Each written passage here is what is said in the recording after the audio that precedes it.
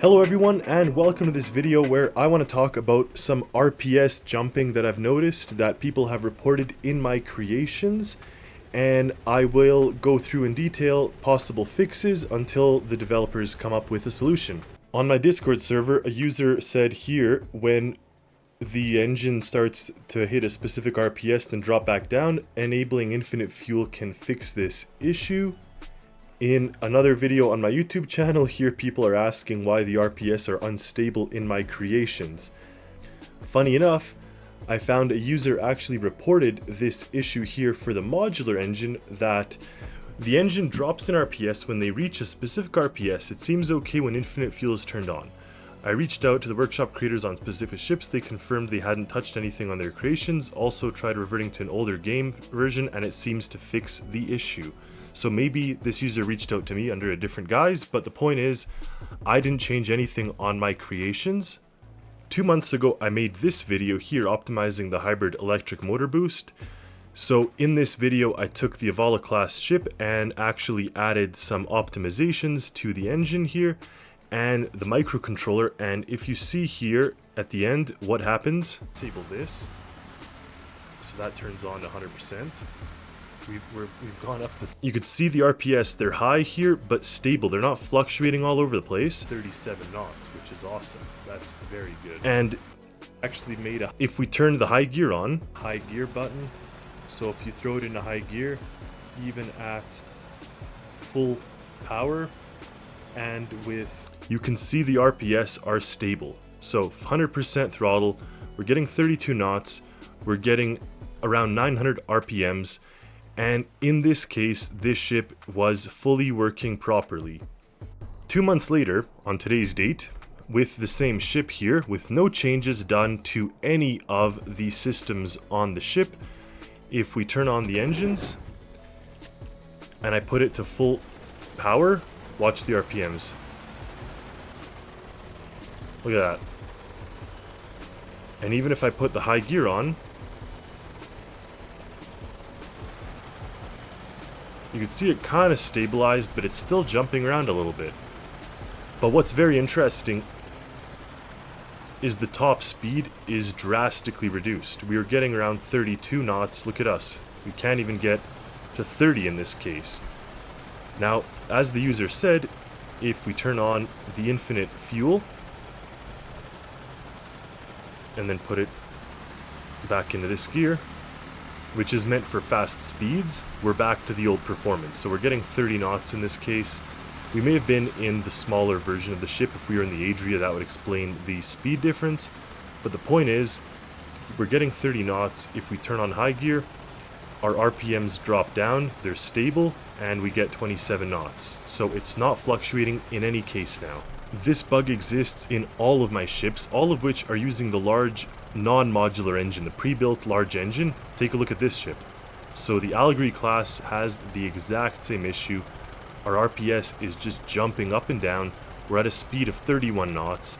If I turn on infinite fuel, look at that. We've gained a good amount of speed and our RPMs are stable. This is how I designed the ship to function. And there is an RPM limiter. You can see it's catching the limiter and dropping slightly, catching, dropping, catching, dropping. That's okay. That's part of my design. But what isn't part of the design is the ability or the inability to reach that speed when it's just trying to drive normally. Now keep in mind, nothing was changed in these vessels from 2 months ago. What I did do recently, however, is add the vent port. As I mentioned in the video, that the gas tanks need ventilation to be able to work properly, to not build pressure or the lack thereof pressure. So I've added that change, thinking that's going to fix my problem here, but it didn't fix the problem. So then what I started to think is maybe this problem is coming from the fact that we have these compressed gases and they may be kind of playing with the ability of the engine to suck fuel in. So if we go down to the engine room, the engines are working here, and you could see we got the fuel in, which is jumping. It's jumping between 37, 37, 37, and I'm pretty sure that's our problem. Now what I intentionally do in all of my ships is the fuel line is the red one right here. It goes right into the engine and right down into the ship.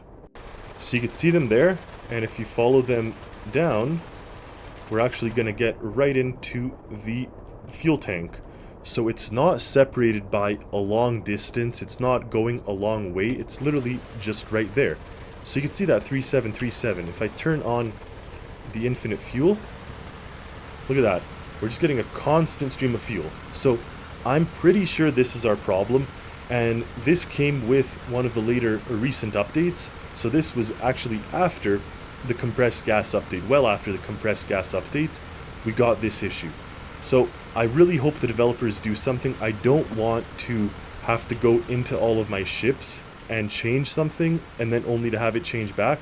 Now I do understand what the developers are going through. They're obviously trying to make the game as good as possible. Honestly, kudos to them. No complaint there. But some things that are fixed, changed, or otherwise done inadvertently cause issues in the game, and this is one of them that affects all of my ships. I just put two dials here, and I'm going to connect them down into the engine because what I want to do is check the clutch output, because the clutch output could potentially be screwing with the power going to the propellers. So the clutch output is one of those factors, and the second one is the actual engine throttle. So the actual engine throttle has to also be consistent. So what I don't want to do is tell the developers that there's a problem when in fact it's my own microcontroller playing with the clutch or playing with the throttle. I want to prove here right in this phase that the clutch and the throttle are both 1 and 1, and the ship has every reason to be going full steam ahead. So I'm going to turn infinite fuel off.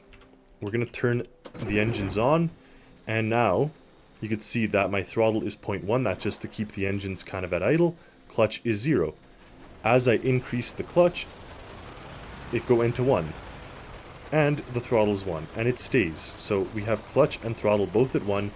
There's no reason for the fluctuation in terms of kind of giving less power, putting less power through the system. It's not absorbing that power anywhere else in this case either. It's not going to a generator with the clutch flapping open here. It's very direct, this system, in this ship especially. In other ships I actually have generator modes and whatnot. Here it literally goes from the engine into this generator, through this clutch, and then through this gearbox into this system and the propellers. So there's no reason for it to have any other, call it draining of the engine power. It's going purely to there.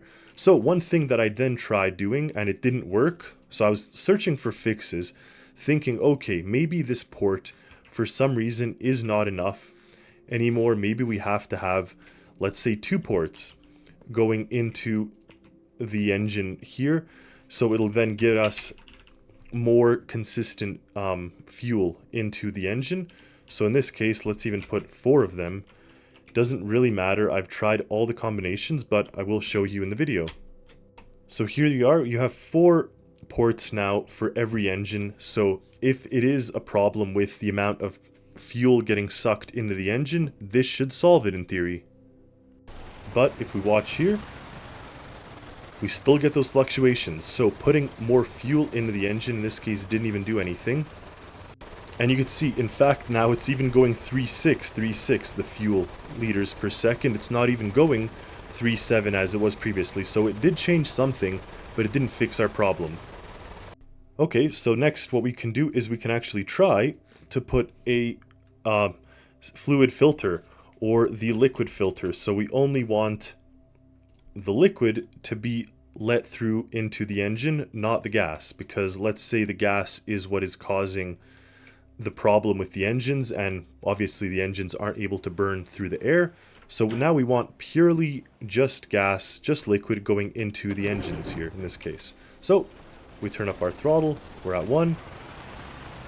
It still does the fluctuation, so it still ends up doing that fluctuation or the jumping of the RPS. And down in the engine room now, wow, it even goes from 1 to 3, 1 to 3. So this is the worst combination possible that we have so far. And the RPSs are jumping big time there with that fluctuation of fuel.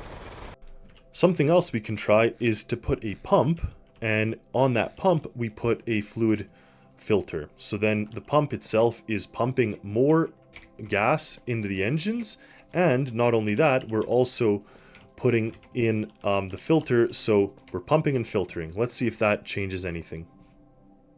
So here we have the gas or liquid relief valve on the end of the filter, or on the end of the pump. The pump is here. We obviously have to turn it on with our key start, and not only that, we have to make it such that these pumps are connected to the electricity. So we'll quickly tie them into the electricity of just one of these radiators. It doesn't matter. This is just a test here, so I just want to see what sort of results we end up getting. So we'll start up the engine and put the throttle to the stops, and let's see what happens. Still does the jumping.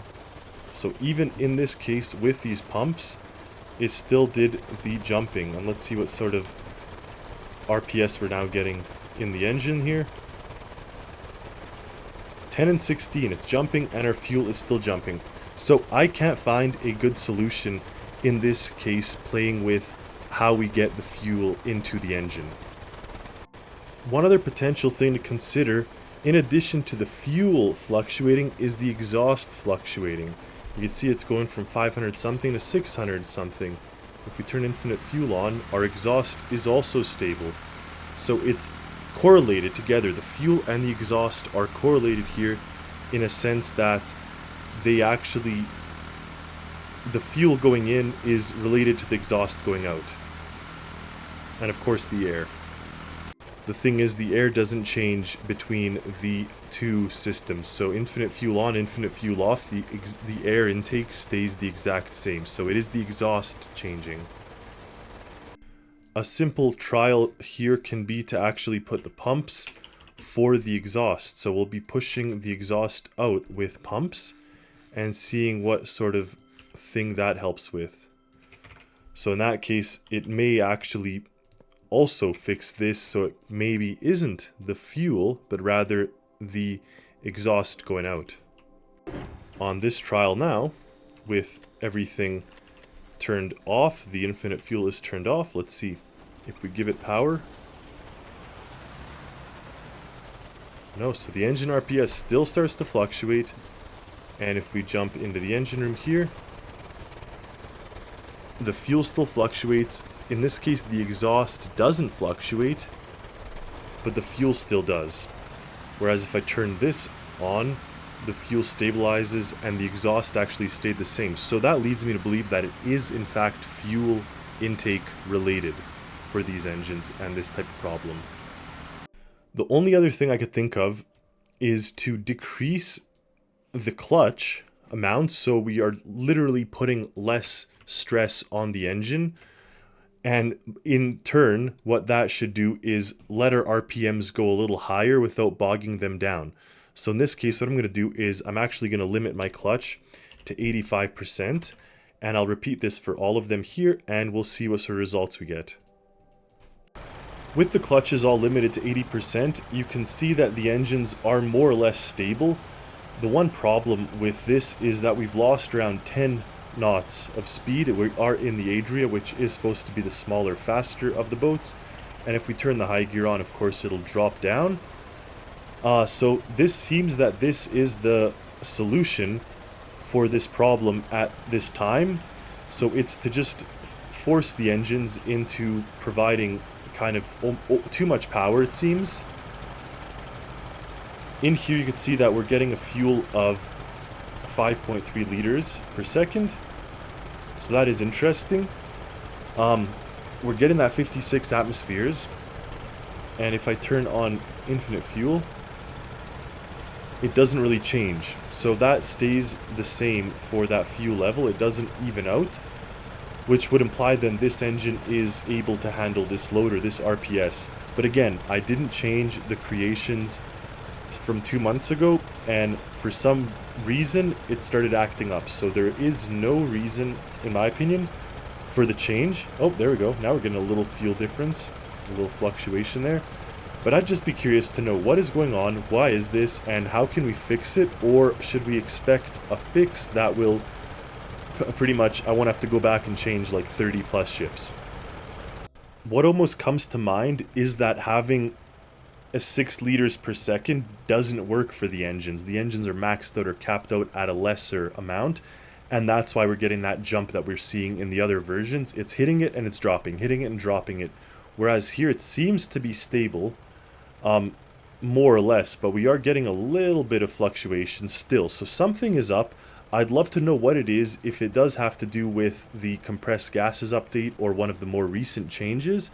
But it is problematic to think I have to go and change that many ships without even understanding what it is I'm changing, and also detuning them that badly, like changing the top speed for a pretty drastic and detrimental speed drop, honestly.